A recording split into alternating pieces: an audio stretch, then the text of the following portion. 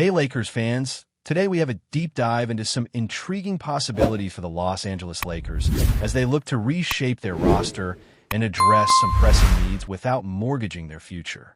The team has been exploring creative strategies on the trade front, targeting players who not only fill crucial gaps, but also come with multiple years left on their contracts, giving them both flexibility and value.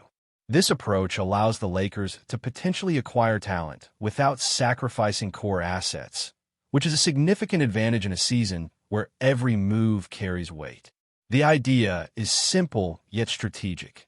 Find players who may not be central to their current team's rotation, often younger or developing athletes on struggling teams, and bring them in where their skills can be maximized.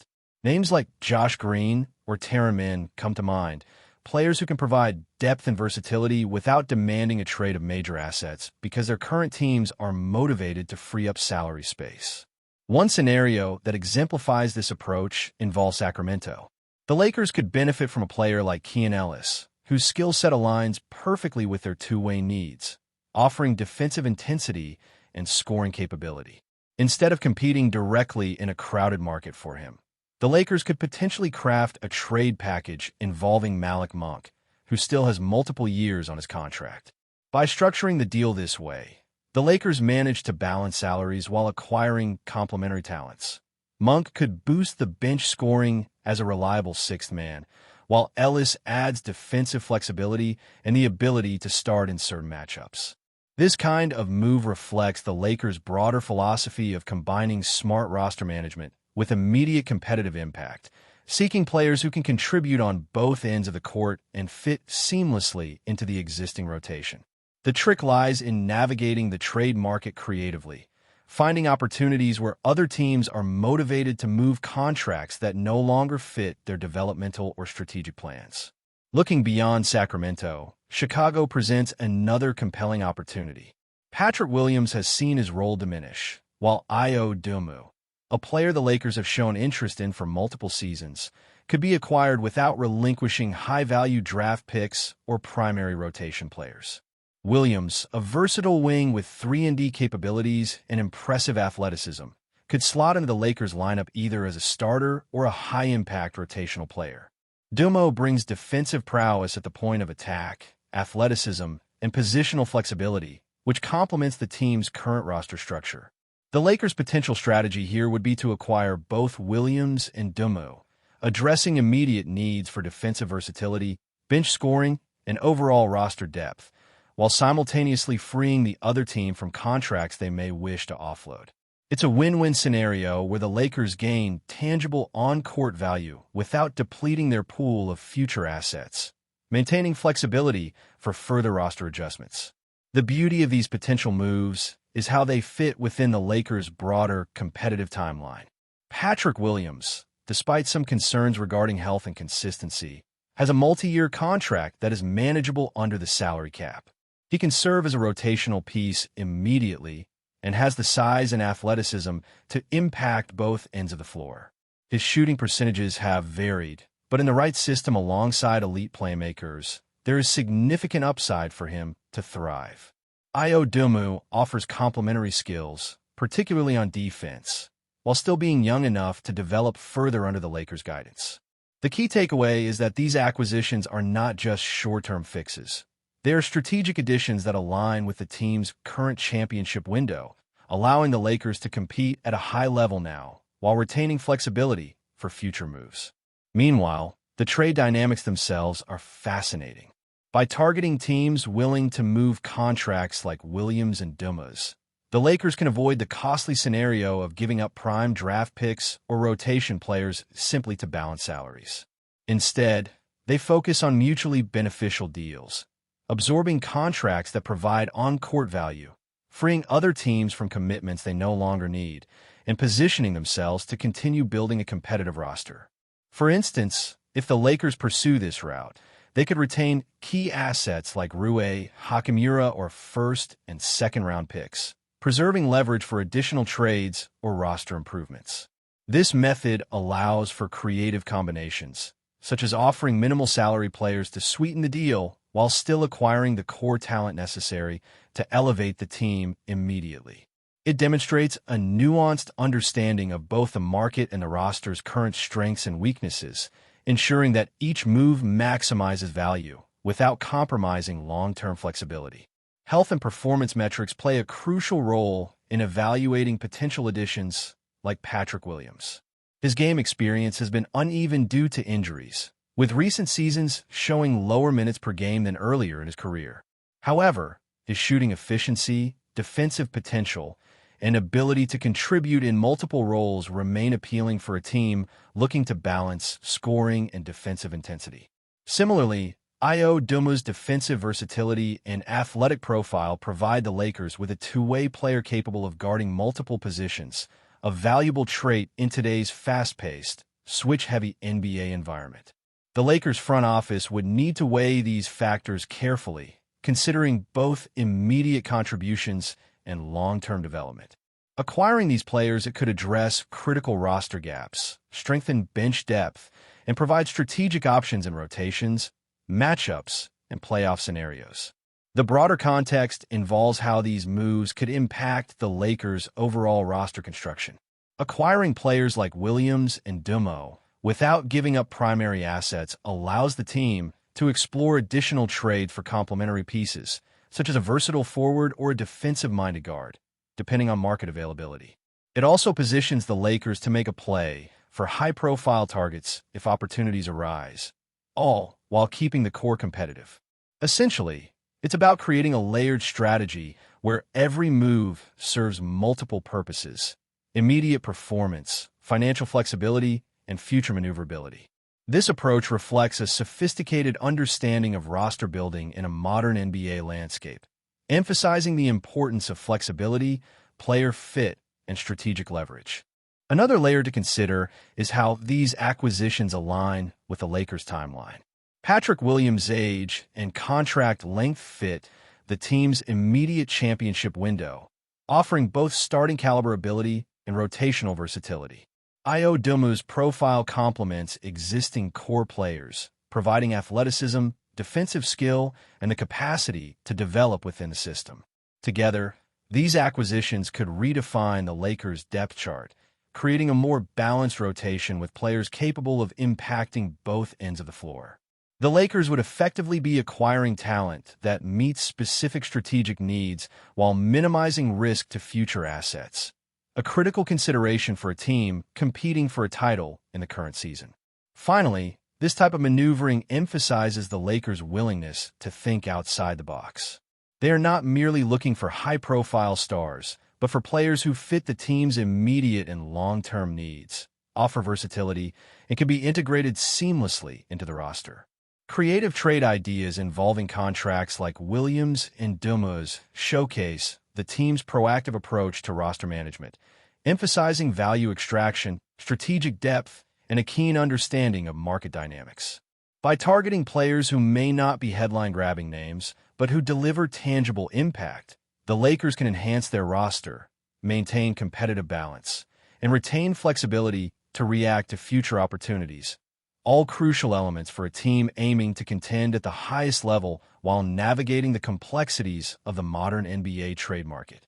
Now, diving deeper into the Lakers' roster strategy, it becomes clear that every move they make needs to be both calculated and opportunistic. The challenge isn't just acquiring talent. It's doing so in a way that enhances the team's championship chances this season without compromising future flexibility. Patrick Williams and Domu are perfect examples of how strategic acquisitions can serve multiple purposes. Williams provides size, athleticism, and defensive versatility, giving the Lakers a reliable 3-and-D option who can guard multiple positions while also contributing to floor spacing.